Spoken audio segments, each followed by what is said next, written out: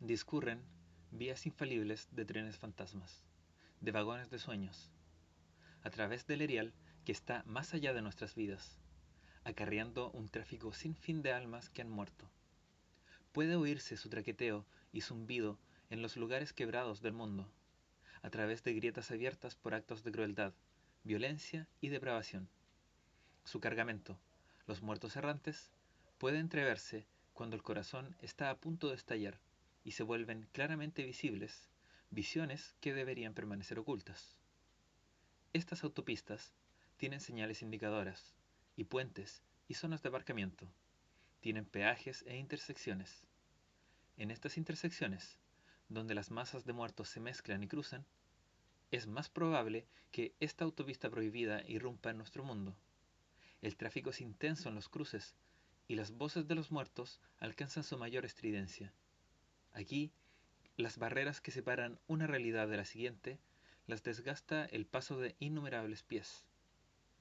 Una intersección parecida a la autopista de los muertos se encontraba en el número 65 de la Plaza Tollington. Tan solo una casa independiente, con la fachada de ladrillos, imitación del estilo georgiano. El número 65 no destacaba por nada más. Era una casa vieja, anodina, olvidable, despojada de la grandeza barata a la que una vez aspiró, y que había permanecido vacía durante una década o tal vez más. No era la humedad lo que mantenía alejados a los inquilinos del número 65. No era la podredumbre de los sótanos, o el hundimiento que había abierto en la fachada de la casa una grieta que iba desde el umbral hasta los aleros. Era el ruido de los huéspedes. En el piso de arriba, el estrépito de ese trajín no cesaba nunca. Rajaba el yeso de las paredes y cuarteaba las vigas. Hacía temblar las ventanas y también hacía temblar la mente. El número 65 de la Plaza Tollington era una casa encantada, y nadie podía ser el propietario mucho tiempo sin conocer la locura. En algún momento de su historia se había cometido un horror en ella. Nadie sabía cuándo o cuál, pero incluso al observador no experimentado le resultaba inconfundible la atmósfera opresiva de la casa, especialmente del piso de arriba. Había un recuerdo y una promesa de sangre en la atmósfera del 65, un aroma que flotaba en los recodos y revolvía el estómago más resistente. Los bichos, los pájaros, hasta las moscas rehuían del edificio y sus alrededores.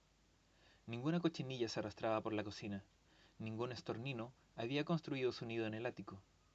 Fuera cual fuese el acto violento cometido ahí, había hendido la casa con la misma firmeza con que un cuchillo rasga la tripa de un pez. Y por ese corte, esa herida en el mundo, los muertos se asomaban y tomaban la palabra. Eso se decía, en cualquier caso. Era la tercera semana de investigaciones en la Plaza Tollington 65. 3 semanas de éxito sin precedentes en el reino de lo paranormal, utilizando como medium a un recién llegado al oficio, un hombre de 20 años llamado Simon McNeill. El departamento de parapsicología de la Universidad de Essex había recogido pruebas casi indiscutibles de vida después de la muerte. En la habitación superior de la casa, un pasillo claustrofóbico de una habitación, el joven McNeill había conjurado aparentemente a los muertos, que ante su demanda habían dejado pruebas abundantes de su visita, escribiendo con centenares de manos diferentes sobre paredes ocre pálido. Escribían, al parecer, lo primero que se les ocurría, su nombre, naturalmente, y sus fechas de nacimiento y de muerte. Retazos de recuerdos y buenos deseos para sus descendientes vivos, extrañas frases elípticas que insinuaban sus tormentos actuales y añoraban sus alegrías pasadas. Algunos de los trazos eran recios y feos, otros delicados y femeninos. Había dibujos obscenos y chistes a medio acabar, junto a versos de poesía romántica, una rosa mal dibujada, un juego de 3 en raya, una lista de compras. Los famosos habían visitado este muro de las lamentaciones. Ahí estaban Mussolini, Lennon, Janis Joplin. Y también los don nadies, gente olvidada, habían firmado al lado de los grandes. Era una lista de muertos, y crecía día a día, como si la palabra se extendiera entre las tribus perdidas y los sedujera para que rompieran el silencio y sellaran esa habitación desnuda con su presencia sagrada. Después de trabajar toda su vida en el campo de la investigación psíquica, la doctora Florescu estaba acostumbrada a los desengaños del fracaso. Casi le había resultado cómodo hacerse la idea de que no volvería a haber pruebas. Y ahora, al verse ante un éxito súbito y espectacular, se sintió al mismo tiempo satisfecha y confusa.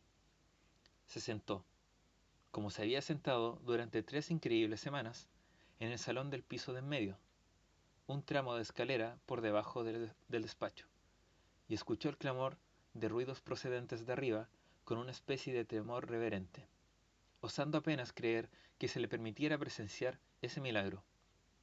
Antes habían oído mordisqueos, aterradores indicios de voces de otro mundo, pero esta era la primera vez que esta región había insistido tanto en ser escuchada. Arriba cesaron los ruidos. Mary miró su reloj. Eran las 6:17 de la tarde. Por alguna razón que los visitantes conocían mejor, el contacto no se prolongaba demasiado después de las 6. Ella solía esperar hasta la media y luego se iba. ¿Qué ocurriría hoy? ¿Quién habría venido a ese sórdido cuchitril y dejado su huella? ¿Preparó las cámaras?, preguntó Red Fuller, su ayudante. Por favor, murmuró distraída por la espera. ¿Te imaginas qué pasará hoy? Le concederemos 10 minutos. De acuerdo. Arriba, McNeil se había desplomado en una esquina de la habitación y observaba el sol de otoño a través de la pequeña ventana. Se sintió un poco encerrado, solo, en ese maldito lugar, pero no por ello dejó de sonreírse con esa sonrisa triste, beatífica, que deshacía hasta el corazón más académico, en especial el de la doctora Florescu. Sí, la mujer estaba locamente enamorada de su sonrisa, sus ojos, la mirada perdida que ponía para ella. Era un juego magnífico. Efectivamente, al principio no fue más que eso, un juego. Ahora, Simon sabía que estaba en juego premios más importantes. Lo que había empezado como una especie de ensayo de detección de mentiras se había convertido en una contienda muy seria. McNeil contra la verdad. La verdad era sencilla. Él era un tramposo. Escribía todos esos mensajes de fantasmas en la pared con pequeñas tiras de plomo que ocultaba bajo su lengua. Daba portazos, golpetazos y chillidos sin más motivo que la pura travesura. Y los nombres desconocidos que escribía, se reía al pensarlo, eran los que encontraba en los listines telefónicos. Sí, ciertamente era un juego magnífico. Ella le había prometido tanto, lo tentó con la fama, alentando todas las mentiras que inventaba, promesas de riquezas, apariciones en programas de televisión, de una adulación que nunca había conocido antes, siempre que creara los fantasmas. Sonrió de nuevo, con aquella sonrisa.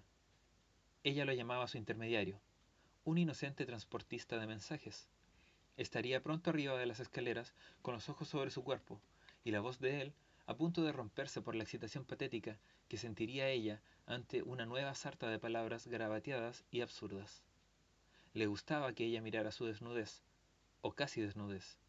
Efectuaba todas sus sesiones vestido solo con unos calzoncillos, para impedir cualquier ayuda oculta.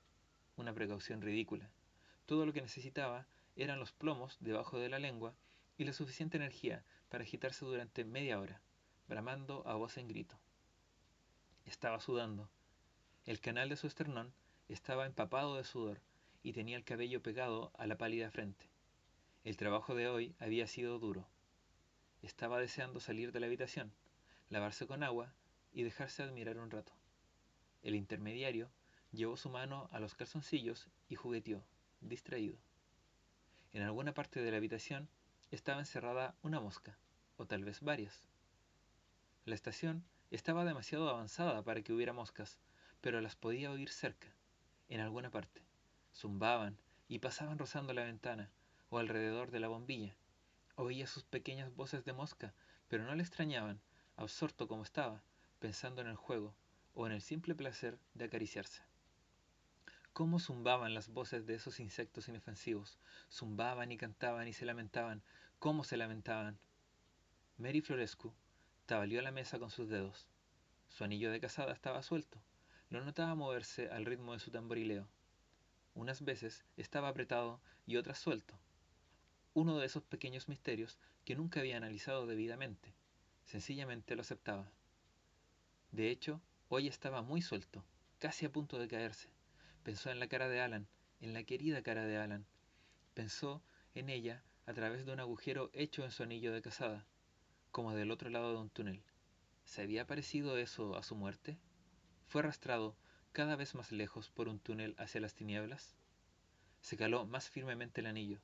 Con las yemas del índice y el pulgar creía apreciar el sabor agrio del metal al tocarlo. Era una sensación curiosa, una ilusión indefinible. Para disipar la amargura, pensó en el muchacho. Su cara se le hacía presente con facilidad, con mucha facilidad, irrumpiendo en su conciencia con aquella sonrisa y aquel físico corriente, aún no viril. Era realmente una chica, con su redondez, la dulce claridad de su piel, la inocencia. Sus dedos todavía estaban posados sobre el anillo, y la amargura que había experimentado creció. Miró hacia arriba. Fuller estaba organizando el equipo. Alrededor de su calva cabeza brillaba y zigzagueaba una aureola de luz verde pálido. De repente se sintió mareada. Fuller no vio ni oyó nada. Su mente estaba inmersa en los preparativos, absorta. Mary se quedó mirándolo, observando el halo que tenía a su alrededor, sintiendo nuevas sensaciones despertarse en ella, correr por su interior. El aire pareció súbitamente vivo. Las moléculas de oxígeno, hidrógeno y nitrógeno se apretaban contra ella en un abrazo íntimo. La aureola crecía alrededor de la cabeza de Fuller, encontrando un brillo homólogo en cada objeto de la habitación. La sensación antinatural de sus yemas también crecía. Podía ver el color de su aliento al exhalarlo. Era como un resplandor naranja rosado en el aire burbujeante. Podía oír, con toda claridad, la voz de la mesa de despacho en que estaba sentada, el sordo quejido de su sólida presencia. El mundo se estaba resquebrajando. Llevaba sus sentidos al éxtasis, y al halagarlos provocaba una tremenda confusión de sus funciones. Era capaz, de repente, de comprender el mundo como un sistema, no político o religioso, sino como un sistema de los sentidos, un sistema que abarcaba desde la carne viva a la madera inerte de la mesa del despacho, al oro rancio de su anillo de bodas, y que iba más lejos, más allá de la madera, más allá del oro. Se había abierto la grieta que conducía a la autopista. Oyó voces dentro de su cabeza que no procedían de ninguna boca viviente. Miró hacia arriba, o más bien, una fuerza le empujó violentamente la cabeza hacia atrás, y se encontró mirando el techo. Estaba lleno de gusanos. No, era absurdo, y sin embargo parecía estar vivo, hormigueando de vida, vibrando, bailando. Podía ver al muchacho a través del techo. Estaba sentado en el suelo, con el miembro prominente en la mano. Tenía la cabeza echada hacia atrás, como la suya. Estaba tan perdido en el éxtasis como ella. En su siguiente visión, observó cómo la luz palpitante, dentro y alrededor del cuerpo de Simon, indicaba que la pasión se había asentado en sus entrañas, y que su cabeza estaba deshecha por el placer. Vio también otra cosa, la mentira en él, la ausencia de ese poder que ella pensó que había algo maravilloso. No tenía talento para comunicarse con los fantasmas, ni lo había tenido nunca. Lo comprendió claramente. Era un pequeño mentiroso, un dulce, blanco mentiroso, sin compasión o sabiduría para comprender lo que se había atrevido a hacer. Ahora ya estaba hecho. Se habían contado las mentiras, hecho las trampas, y la gente de la autopista, hartos más allá de la muerte de que se burlaran de ellos y los desvirtuaran, zumbaban en la grieta de la pared, exigiendo satisfacción. Esa grieta que ella había abierto, en la que ella había metido los dedos y hurgado sin saberlo, abriéndola poco a poco. Su deseo del muchacho lo había conseguido, el que no dejara de pensar en él, su frustración y acaloramiento, y su disgusto ante ese acaloramiento, habían agrandado la grieta. Entre los poderes que hacían manifestarse al sistema, el amor y su compañera la pasión, y la compañera de ambos la pérdida, eran los más fuertes. Y ahí estaba ella, como un encarnamiento de los tres, queriendo, deseando y dándose cuenta cabal de la imposibilidad de conseguir ambas cosas. Llena de angustia por los sentimientos que se había negado a sí misma, creyendo que solo quería al muchacho como intermediario. No era cierto, no era cierto, lo deseaba ahora, quería sentirlo dentro de ella, solo que ahora era demasiado tarde. No se podía aplazar el tráfico más tiempo. Exigía, sí, exigía tener acceso al pequeño embustero. Era incapaz de evitarlo. Todo lo que pudo hacer fue emitir un débil grito de horror al ver abrirse ante ella la autopista, y comprendió que la intersección en la que se encontraban no era corriente. Fuller oyó el ruido. ¿Doctor? Levantó su mirada de los preparativos y su cara, teñida de una luz azul que ella podía ver con el rabillo del ojo, adoptó una expresión interrogativa. ¿Dijo usted algo?, preguntó. Pensó con un retortijón de estómago cómo tenía que acabar todo aquello. Las caras etéreas de los fantasmas se dibujaban con claridad ante ella. Podía ver la profundidad de sus sufrimientos y entender que su dolor se hiciera oír. Comprendió claramente que las autopistas que se cruzaban en la Plaza Tollington no eran vulgares calles. No estaba contemplando el tráfico alegre y despreocupado de los muertos ordinarios. No. Esta casa daba a un camino solo, hollado por las víctimas y los perpetradores de violencias. Los hombres, mujeres y niños que habían muerto soportando todo tipo de dolores nerviosos, tuvieron la agudeza de reunirse, con las circunstancias de sus muertes grabadas en sus espíritus, elocuentes sin palabras. Sus ojos narraban sus angustias. Sus cuerpos fantasmales aún llevaban las heridas que los habían matado. También podía ver, mezclados libremente con los inocentes, a sus asesinos y torturadores.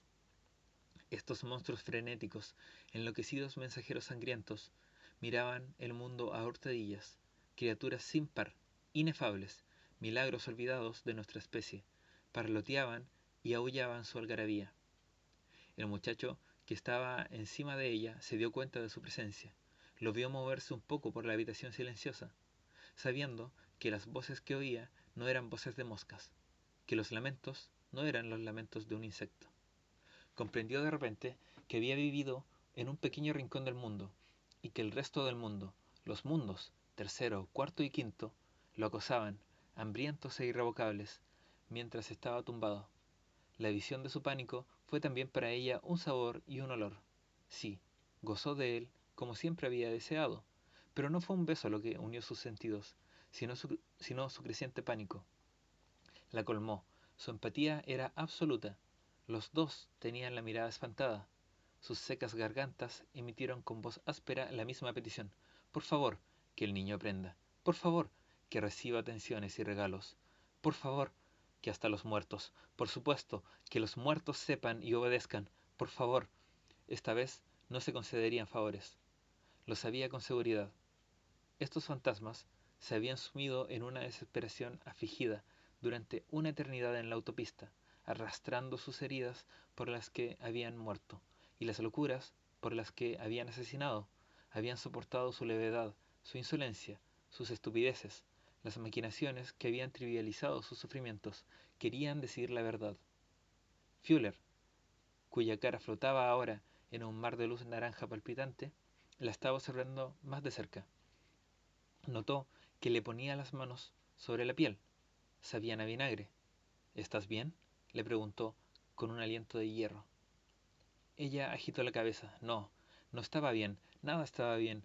La grieta se abría por segundos. A través de ella podía ver otro cielo, el cielo pizarroso que encapotaba la autopista. Aplastaba la pequeña realidad de la casa. Por favor, dijo, abriendo los ojos a la materia evanescente del techo. Más profunda, más profunda. El ágil mundo que habitaba estaba tenso, a punto de romperse.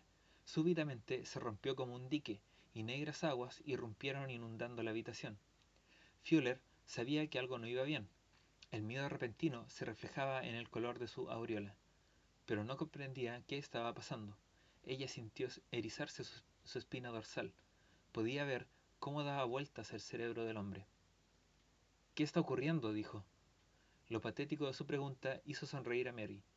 Arriba se destrozó el aguamanil del despacho. Fuller la dejó tal cual y corrió hacia la puerta.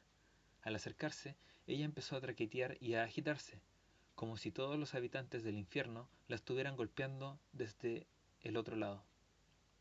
El pomo daba vueltas y más vueltas. La pintura se llenó de ampollas. La llave brillaba, al rojo vivo. Fuller miró de nuevo a la doctora, que todavía conservaba aquella grotesca postura, la cabeza atrás y los ojos como platos. Fue a coger el pomo, pero la puerta se abrió antes de que pudiera tocarlo. El vestíbulo se encontraba detrás y también estaba desaparecido. Donde solía haber un interior familiar, la perspectiva de la autopista se extendía hasta el horizonte. Esta visión mató instantáneamente a Fuller. Su mente no fue capaz de asimilar el panorama. No pudo controlar la sobrecarga que se acumuló en cada uno de sus nervios. Su corazón se detuvo. Una revolución trastornó el orden de su sistema. Su vejiga falló, su intestino falló, sus miembros se contrajeron y se desplomó. Según caía al suelo, su cara comenzó a cubrirse de ampollas, como la puerta, y su cadáver traqueteó como el pomo. Ya era materia inerte, tan apropiada para ese ultraje como la madera o el acero. Su alma se unió a la autopista de los lacerados en alguna parte del este, camino de la intersección donde había muerto un momento antes. Mary Florescu supo que estaba sola. Por encima de ella, el maravilloso muchacho, su hermoso, tramposo niño, se retorcía y chillaba mientras los muertos ponían sus manos vengadoras sobre la piel fresca. Ella sabía su intención, la podía ver en sus ojos. No había nada nuevo en ella. Cada historia tenía en su tradición este tormento en particular. Iba a ser utilizado para grabar sus testamentos. Iba a ser su página, el receptáculo de sus autobiografías. Un libro de sangre, un libro hecho con sangre, un libro escrito con sangre. Pensó en los libros mágicos que se habían fabricado con piel de hombre muerto. Los había visto, los había tocado. Pensó en los tatuajes que había visto. Algunos de ellos exhibían monstruos, otros llevaban simples trabajadores descamisados en la calle, con un mensaje para sus madres grabado en la espalda. El hecho de escribir un libro de sangre no le era desconocido, pero hacerlo sobre una piel parecida, una piel tan reluciente, Dios mío, ese era el crimen, gritaba mientras los afilados trozos de cristal de la jarra rota lo torturaban, rebotaban en su carne, abriendo surcos en ella. Sentía los sufrimientos del muchacho en su propia carne, y no eran tan terribles. Sin embargo, gritaba, y luchaba, y lanzaba obscenidades a sus atacantes. Estos no le hacían caso. Hormigueaban a su alrededor, sordos a cualquier súplica o ruego, y trabajaban sobre él con el entusiasmo de criaturas forzadas, demasiado tiempo al silencio. Mary oyó cómo iban remitiendo los lamentos de Simon, y luchó contra el peso del miedo sobre sus miembros. Por ahora sentía que debía subir a la habitación. No importaba qué hubiera detrás de la puerta o en la escalera. Él la necesitaba, y eso era suficiente. Se levantó, y notó cómo se le caía el pelo en remolinos, desgranándose como la pelambrera de serpientes de la medusa gorgona. Se dio cuenta de la situación. Apenas podía ver el piso que había debajo de ella, los tablones de madera fantasmal, y por detrás de ellos se extendía ante su vista en tiniebla, en ebullición que rugía. Miró a la puerta, sintiendo un continuo letargo muy difícil de combatir. Estaba claro que no la querían allá arriba. A lo mejor, pensó, me tienen un poco de miedo. La idea le infundió resolución. ¿Por qué se iban a molestar en intimidarla si su mera presencia, una vez abierta esa brecha en el mundo, no era una amenaza para ellos? La puerta, llena de ampollas, estaba abierta. Detrás de ella, la realidad de la casa había sucumbido por completo al caos estruendoso de la autopista. La atravesó concentrándose en la forma en que sus pies aún tocaban el terreno sólido. Aunque sus ojos ya no pudieran verlo, por encima de ella el cielo era azul Prusia, la autopista ancha y ventosa, y los muertos se apelotonaban a ambos lados. Se abrió camino entre ellos, como a través de una masa de hombres vivos, mientras sus rostros boquiabiertos e idiotas la miraban maldiciendo su invasión. El "por favor" había desaparecido. Ahora no decía nada, solo rechinaba los dientes y fijaba los ojos en la autopista, avanzando a paso firme para encontrarse con la escalera, que, lo sabía, se encontraba ahí. Tropezó al tocarla, y se alzó un aullido de la multitud. No pudo distinguir si se reían de su torpeza o la advertían de que había ido demasiado lejos. Primer escalón, segundo, tercero. Aunque la atacaban por todas partes, estaba venciendo a la muchedumbre. Enfrente suyo podía ver a través de la puerta de la habitación donde su pequeño mentiroso estaba tumbado, rodeado de agresores. Los calzoncillos le colgaban de los tobillos. La escena se parecía a una especie de violación. Ya no gritaba, pero sus ojos estaban desorbitados a causa del dolor y del terror. Por lo menos todavía estaba vivo. Su joven cerebro, a pesar de su resistencia natural, había aceptado a medias el espectáculo que se había desencadenado ante él. De pronto, sacudió la cabeza y la miró directamente a través de la puerta. En esa parte del cuerpo había desarrollado un verdadero talento, una habilidad que era una fracción de la de Mary, pero suficiente para ponerle en contacto con ella. Sus miradas se encontraron en un océano de oscuridad azul, rodeados por todas partes por una civilización que no comprendían ni conocían. Sus corazones llenos de vida se encontraron y se unieron. Lo siento, dijo en silencio. Daba una lástima infinita. Lo siento, lo siento. Miró a otra parte. Arrancó su mirada de la de ella. Estaba segura de que tenía que estar en lo alto de la escalera, con los pies sobre el aire, por lo que le decían sus ojos, y las caras de los viajeros encima, debajo y a cada lado de ella. Pero podía ver, muy vagamente, el contorno de la puerta y los tablones y vigas de la habitación donde yacía Simon. Ya era una masa de sangre, de la cabeza a los pies. Podía ver las marcas, los jeroglíficos de la angustia en cada pulgada de su pecho, su cara, sus miembros. Por un momento pareció brillar en una especie de epicentro, y pudo verlo en la habitación vacía, con el sol en la ventana y la jarra rota a su lado. Entonces vacilaba su concentración, y en lugar de eso veía al mundo invisible vuelto visible.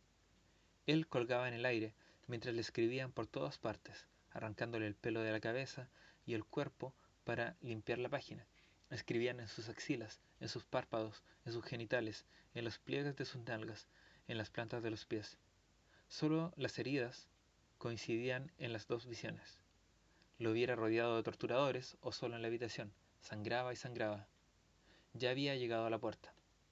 Alargó una mano temblorosa para tocar la sórdida realidad del pomo, pero por mucho que se concentrara no podía conseguir que se volviera nítido, aunque fue suficiente para que se fijara en una mera imagen fantasmal. Agarró el pomo, le dio la vuelta y abrió la puerta del despacho. Allí estaba, frente a ella. No los separaban más de 2 o 3 yardas de aire poseído. Sus ojos se volvieron a encontrar e intercambiaron una elocuente mirada, común al mundo de los vivos y de los muertos. Había compasión en esa mirada y amor. Las ficciones desaparecieron. Las mentiras quedaron reducidas a cenizas. En lugar de las sonrisas manipuladoras del chico había una auténtica dulzura, que tenía réplica en la cara de Mary, y los muertos, temerosos de esa mirada, apartaron la vista.